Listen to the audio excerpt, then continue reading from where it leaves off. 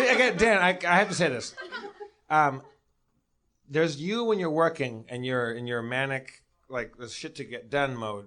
And then there's you when you're not working and it's you, you're seated the entire show. Well, this is the first time you've been seated this long. Is it because we? Wait, are you sitting because you're trying to be sensitive to me? No, I actually love like, sitting. Like you can't stand, so it doesn't matter if the guest is able to run laps around the stage. I just thought that'd be really funny. Like you thought that would make me feel comfortable. Like I'm one of you. Too. I'm sitting. I can sit. I had a girlfriend once who I swear to God, suspend your disbelief, everybody. She told me about a show she was in. She used to perform for these. There was this guy that had somehow stumbled into the kind of like gold mine of writing special shows for school kids.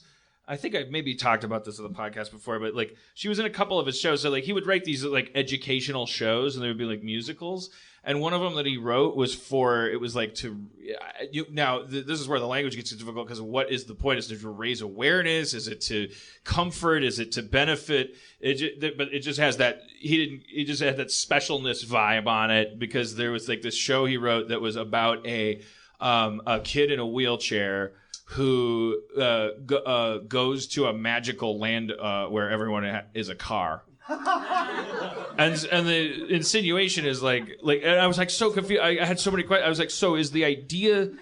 Does the kid come back and be like, now I feel better about? And she's like, no, he stays there, but he's happier because everyone else has wheels. And I'm like, that's not. Does anyone check this guy's like license to write for children?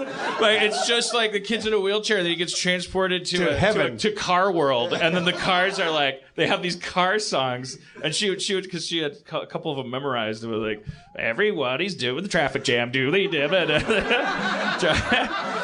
traffic jam. It was I was so like intrigued by this guy and his career. We have wheels too. Anyways, that made me think of that. The idea that I would be sitting for your benefit to help you out like a magical car. Thank you. I was getting really jealous. So. Are we finding out that you brought Annie up just so you could sit down? I often bring guests up just so I can sit down because when the guests come up, I can't stand there. So yes, I often bring people up so I can sit down.